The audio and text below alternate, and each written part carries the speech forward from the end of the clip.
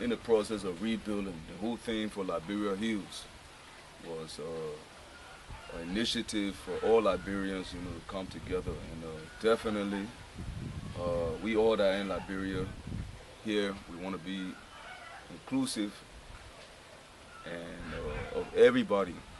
And the reality is there are, persons with disability in Liberia, and they are part of the population here. You had a chance to speak at the Liberia Hills Liberty Shine concert, which was held on to ERWA Junction, and there were some powerful words, that you spoke to the audience that was present.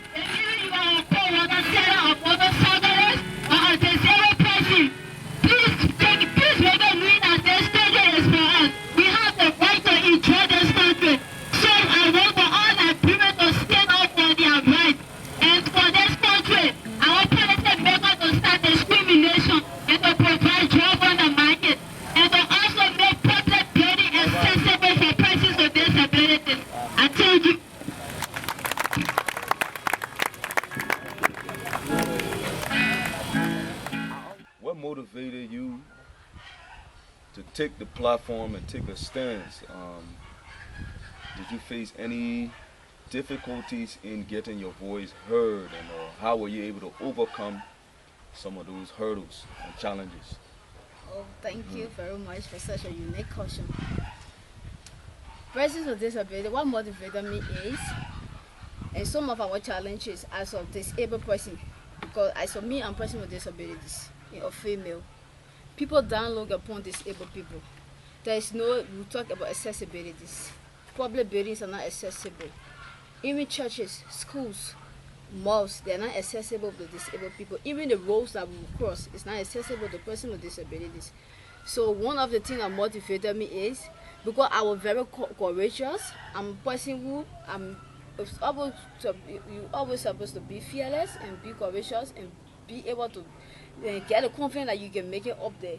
No matter what your condition or your status may be, you can make it, because some of our government officials and even some private sectors, they discriminate disabled people. You find out in the government sector, you don't see persons with disabilities who have jobs. And even the president, during her Vision 2030, she said that she will provide 20,000 jobs. And the 20,000 jobs she want to provide, persons with disabilities is included. They are part of the population. And how would these people be competent and capable to hold those positions? Because public schools are not accessible. You got university, you got high schools that are not accessible. So, and she talked about you should be competent, you should be qualified. So how would disabled people be qualified? What would you say to some of the individuals out there who may not have the strength or may feel there's nowhere to turn?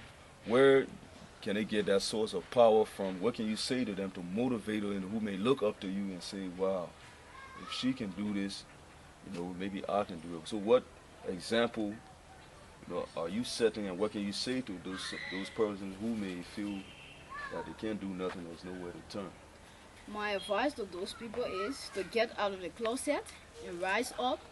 If even you are not invited to some of the programs, because as a mere example, they don't invite me, but I force my way through because I know I can make it.